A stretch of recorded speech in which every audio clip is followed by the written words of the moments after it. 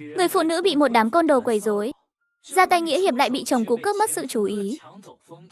Việc ly hôn cuối cùng cũng được quyết định, nhưng tôi sẵn lòng đến tìm các người để đòi tiền.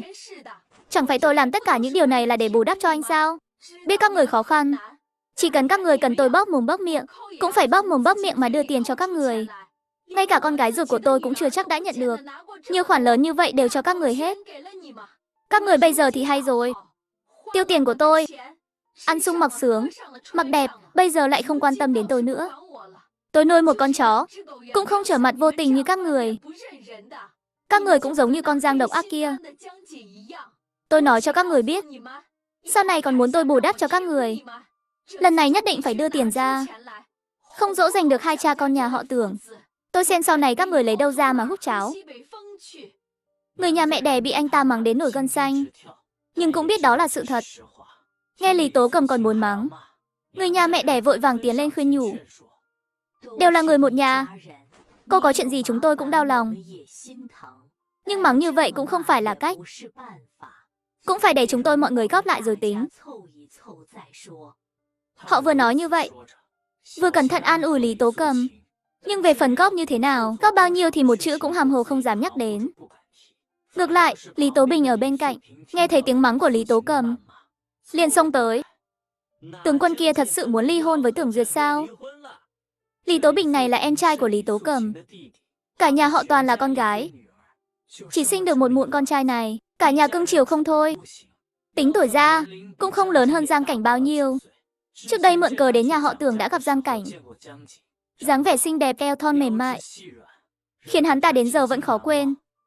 Đừng tưởng người ta ly hôn với anh là có thể thu phục được con hồ ly tinh kia. Ái chà, để tôi nói cho anh biết, bây giờ con hồ ly tinh kia là đồ tể đấy.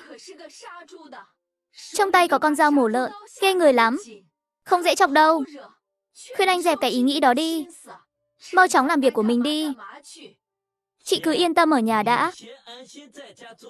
Để em đi tìm con đàn bà đó, cho nó một bài học, giúp chị xả giận. Nói xong, hắn quay người bước ra cửa. Trên đường đi, hắn hẹn đám bạn xấu trong làng, trực tiếp bắt xe đến nội thành. Lúc này, chỉ còn một ngày nữa là đến ngày Giang Cảnh đi Tương Giang. Anh ta đi đến cửa hàng quốc doanh bên ngoài, mua một ít đặc sản địa phương. Đây là đồ mang biếu sư huynh của ông chủ Trương. Với nguyên tắc lễ nhiều không trách. Chuẩn bị khi nào đến thì mang chút quà ra mắt. Một tay anh ta xách đồ, một tay vừa đi về. Khi sắp đến gần khu dân cư, mơ hồ cảm thấy một luồng gió lạnh từ sau lưng ập đến. Gần như ngay khi cảm thấy có gì đó không đúng, anh ta nhấc chân đá mạnh về phía sau. Người phía sau khẽ kêu lên một tiếng, bị cú đá này làm cho lùi lại mấy bước, suýt chút nữa thì ngã xuống đất. Lúc này Giang Cảnh mới nhân cơ hội quay người lại. Kẻ tấn công anh ta là một gã đàn ông mắt nhỏ, vẻ mặt nham hiểm. Cùng với hắn còn có một người nữa. Người này thì anh ta nhận ra, chính là em trai của Lý Tố Cầm, Lý Tố Bình. Lúc này hắn đang cười hì hì, chế giễu gã đàn ông mắt nhỏ vừa ra tay. Triệu Nhị, rốt cuộc anh có được không đấy?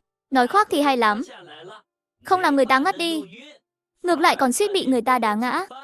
Có nhục không cơ chứ? Nếu anh không chê bẩn thì thôi đi. Anh em còn đang đợi đấy. Đừng làm lỡ chuyện tốt của tôi. Mẹ kiếp, Lý Tố Bình, anh cũng không nói con đàn bà này khỏe như vậy. Không tin thì mấy người tự thử xem. Cú đá này suýt chút nữa thì móc cả ruột tôi ra. Giang Cảnh 2 năm không gặp, càng ngày càng xinh đẹp ra. Dáng vẻ này của cô không giống như đã sinh con. Có bí quyết gì sao? Ánh mắt dâm đãng của Lý Tố Bình quét tới quét lui trên người Giang Cảnh. Anh đến để trả thù cho chị gái hay là tự mình đến? Có gì khác biệt sao? Dù sao hôm nay cô cũng không thoát được. Chúng tôi nhiều người như vậy, cũng phải cho cô nếm chút bài học. Vừa nói, hắn vừa giơ tay muốn sờ vào người Giang Cảnh. Hắn ta vừa định động tay, đột nhiên trước mắt tối sầm lại. Chỉ thấy Lý Tố Bình đột nhiên như gặp phải ma vậy, kêu thả một tiếng khó hiểu. Cả người đột nhiên ngã xuống.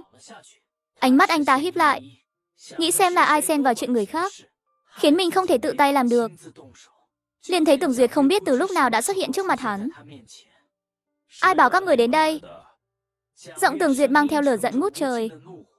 Có lẽ là trời đã quá tối, những người Lý Tố Bình mang đến lại mắt không được tốt, chỉ cho rằng đây là một người tùy tiện đi ngang qua.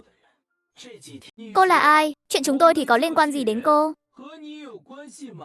Mau cút đi, kẻo anh em tôi không khách khí.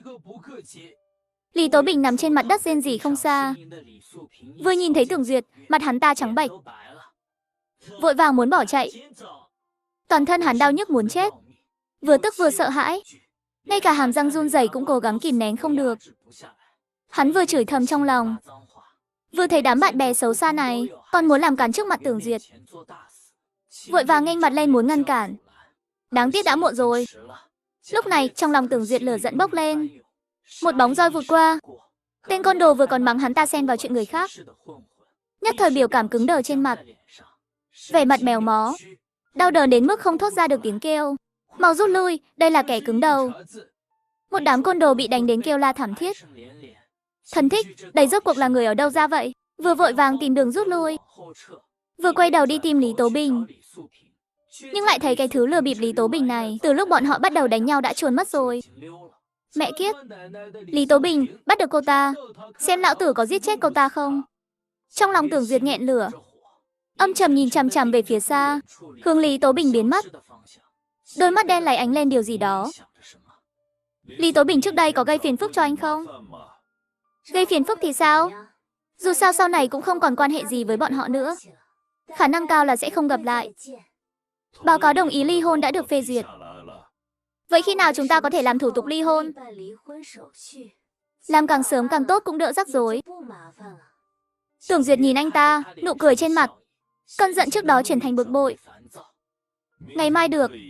Buổi sáng anh phải đi làm, chiều mai tôi đến đón anh. Hay là sáng mai đi. Chiều mai tôi không tiện. Anh ta và Lưu Thất Phong đã mua vé máy bay đi Tương Giang, nhưng buổi chiều phải bắt xe đến Lâm Thời trước. Tưởng Duyệt nhìn vẻ mặt nóng lòng của anh ta, trong lòng càng thêm khó chịu. Anh ta vậy mà đến một buổi sáng cũng không chờ được. Anh ta đưa Giang Cảnh về nhà. Trên đường đi cả hai đều im lặng. Về đến nhà, tâm trạng anh ta rất tốt, đặc biệt chuẩn bị một bàn ăn thịnh soạn, đợi Trần Tú Liên và Kiều Trung Diệu đưa Niệm Niệm vào nhà. Ba người cùng nhau hít hà rồi thẳng tiến vào bếp. Thơm quá, lâu lắm rồi con chưa được ăn thịt kho tàu mẹ nấu. Người phụ nữ nhận giấy ly hôn xong, vui vẻ thông báo cho cả thiên hạ. Nhưng chồng cũ lại hối hận đuổi theo đến tận nhà cô. Nhưng Giang Cảnh đã lên máy bay rồi. Tôi cứ tưởng giữa hai người chỉ là mâu thuẫn nhỏ nhặt vợ chồng. Sao lại thật sự muốn ly hôn rồi? Không thể suy nghĩ lại sao? Chúng tôi đã quyết định rồi. Ngày mai sẽ đi nhận giấy ly hôn. Hơn nữa, anh ta kiếm được tiền thì sao chứ? Bây giờ tôi cũng có thể kiếm tiền. Niệm Niệm tôi cũng tự nuôi được. Có hay không có anh ta cũng vậy thôi. Giọng Giang Cảnh kiên định. Rõ ràng là chuyện này đã không còn đường lui. Trần Tú Liên có chút không hiểu chuyện của hai vợ chồng trẻ này.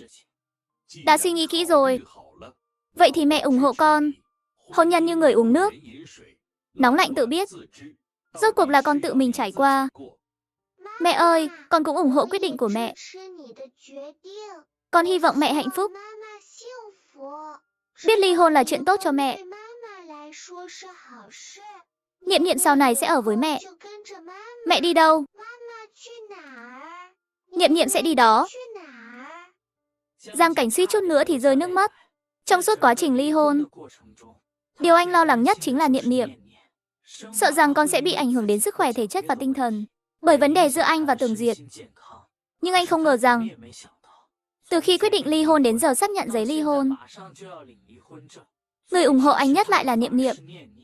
Điều này đã cho anh động lực lớn lao, cũng giúp anh có dũng khí bước ra khỏi vũng lầy. Sáng sớm hôm sau, anh ta cầm chứng minh thư ra ngoài, chuẩn bị trực tiếp đến cục dân chính. Liền thấy một bóng dáng cao lớn nổi bật đứng ở ngoài cửa. Xem tình hình này, hình như đã đợi rất lâu rồi. Tưởng Duyệt im lặng bước lên phía trước, cùng anh ta đi về phía cục dân chính. Tốc độ của hai người không nhanh, nhưng dường như bao nhiêu năm qua, hiếm khi có cơ hội bình tĩnh đi cùng nhau như vậy. Ái chà, đến cục dân chính, hai người nhận giấy chứng nhận, ra khỏi sảnh cục dân chính. Anh ta tiện tay lấy ra một xấp tiền đưa cho Giang Cảnh. Đây là tiền trợ cấp nuôi con.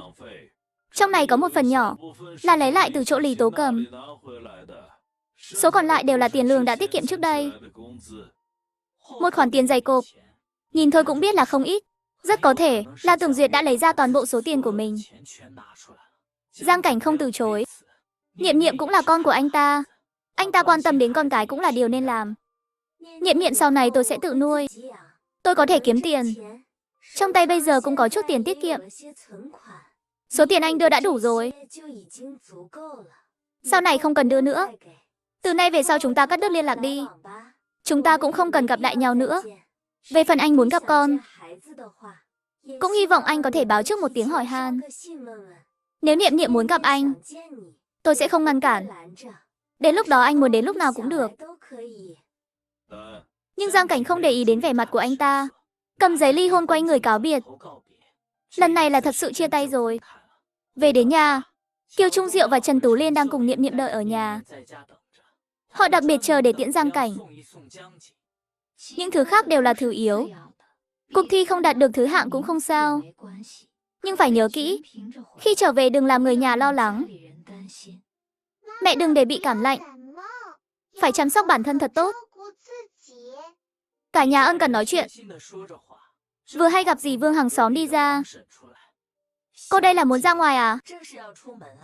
Sao lại còn mang cả hành lý? Có việc phải đi Tương Giang một chuyến. Chắc phải mấy ngày. Là cô đi một mình?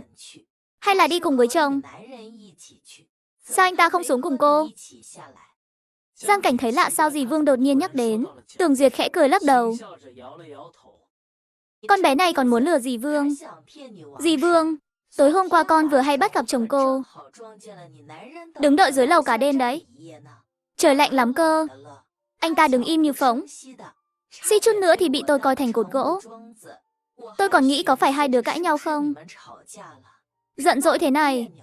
Tìm cô để xin lỗi à? Chẳng lẽ cô không mềm lòng mời anh ta lên? Giang Cảnh nghe vậy, nhất thời ngẩn người. Thảo nào sáng nay nhìn thấy Tưởng Duyệt. Trên người anh ta vẫn còn hơi lạnh. Dì Vương, con đã ly hôn rồi. Hôm nay vừa mới nhận giấy ly hôn xong. Nụ cười nhiều chuyện của dì Vương cứng đờ trên mặt. Sợ chọc giận Giang Cảnh, quay đầu bỏ đi. Trong lòng những người thuộc thế hệ của dì Vương, ly hôn là một chuyện không thể chấp nhận được. Cần phải giấu giếm.